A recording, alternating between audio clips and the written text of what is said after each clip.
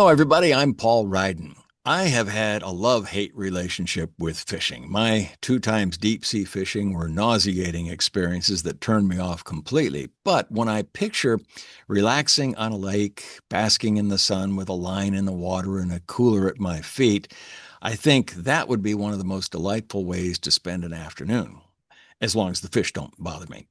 Now, I never had anyone be like our guest, MarkMWinkler, to tell me about things I could learn with a pole in my hand, but he'll let you know in his book called Life Lessons Through Fly Fishing. Thanks, Mark, for your time.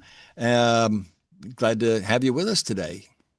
Well, thank you, Paul. I'm very much happy to be here today and to talk about my book with you.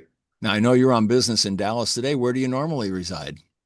So I normally reside just outside of Milwaukee, Wisconsin, Oh, okay. and have done a lot of fly fishing in southwestern Wisconsin and also northwestern Wisconsin. We have some of the best Class A trout streams in the country, to be honest with you. So yeah, great place to live. All right. Well, when did you fall in love with fly fishing? I guess probably as a kid then, right? Actually, no. I fell in love with fly fishing more so in my adult life. I had been an avid water goer. I had done traditional fishing, bobber fishing, lure fishing, etc. And when I was married and had kids, I decided I should take up a hobby. And one of the hobbies I found was fly fishing. And as I got to learn the sport and the relaxation of the sport, it became a whole different level for me for fishing, a little bit more challenging, not to get the fly in my eye while I'm casting a long loop, and certainly placing that fly just exactly where the fish are going to come up and take it. So, yeah, it was a challenge in the beginning, but something then that I was able to pass along to my son and my daughter. We started doing fly fishing together as they grew, and now my son today is a far better fly fisherman than I ever will be. But he resides now in Montana and has a plethora of opportunities for Oh, I that. bet. Yeah. So, Well, that's yeah. the way it So I should get be. out there. Yeah, Yep. that's the way it should be. You pass it on to your son. Who was there somebody who came alongside of you who taught you the intricacies and nuances of fly fishing?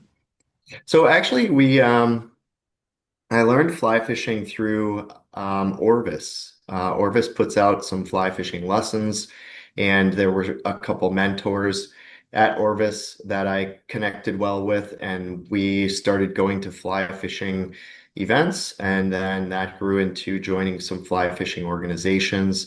And it was a great time to go camping, fly fishing, and actually having some downtime because in my career, there isn't a lot of opportunity for downtime. So I actually have to make a plan to actually take it.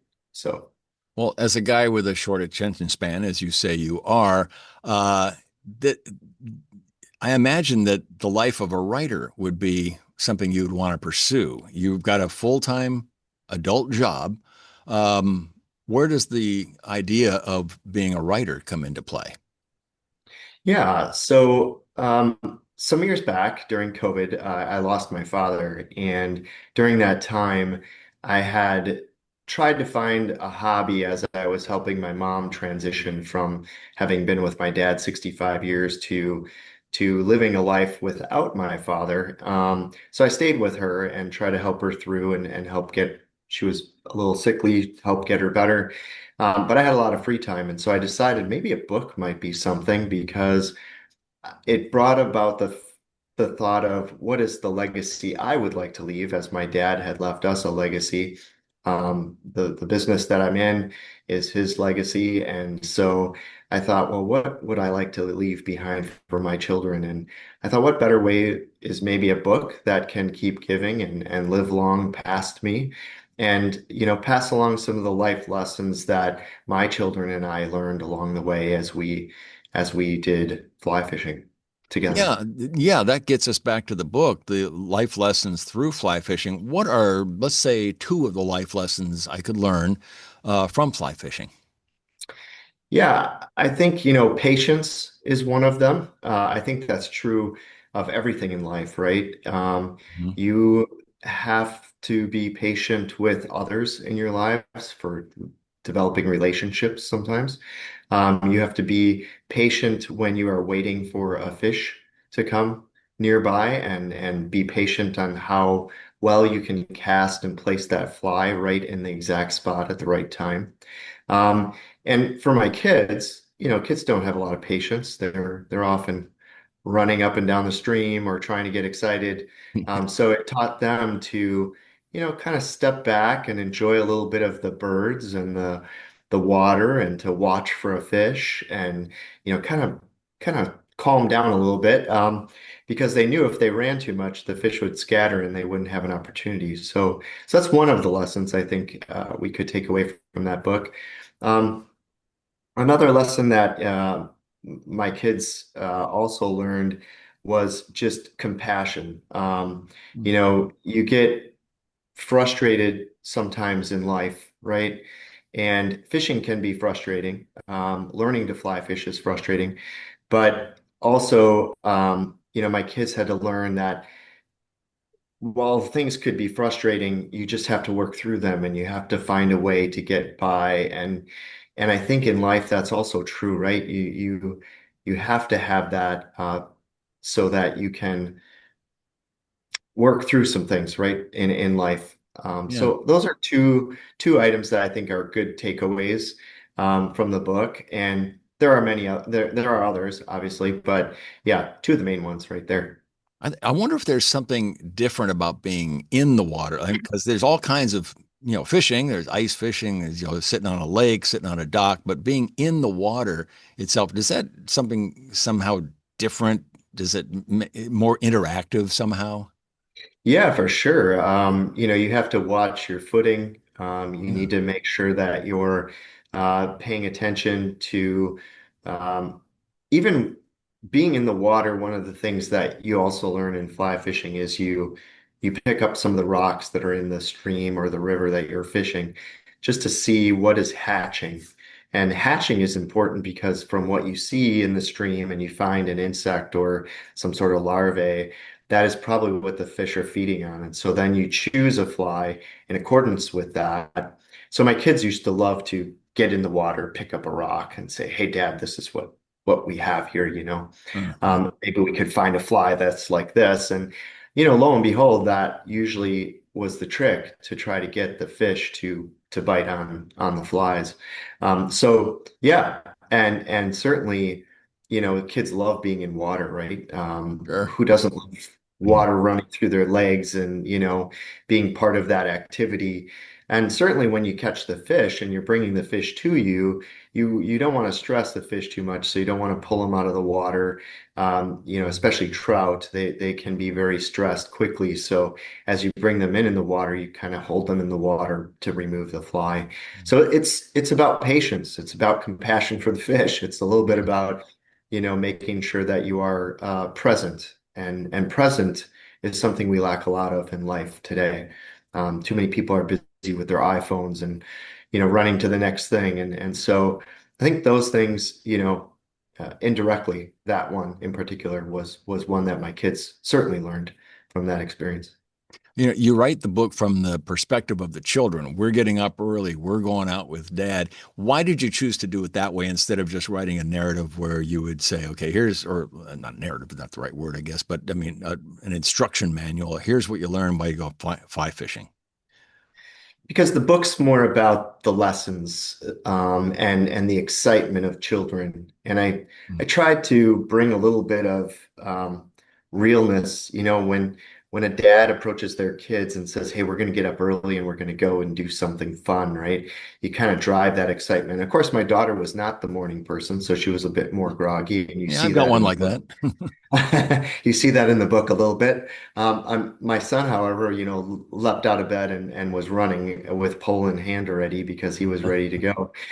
So a little bit of that. I wanted that energy, that excitement, that build up to getting to the fly fishing experience, and then actually, what are some of the challenges that they faced, and also the lessons learned from that experience.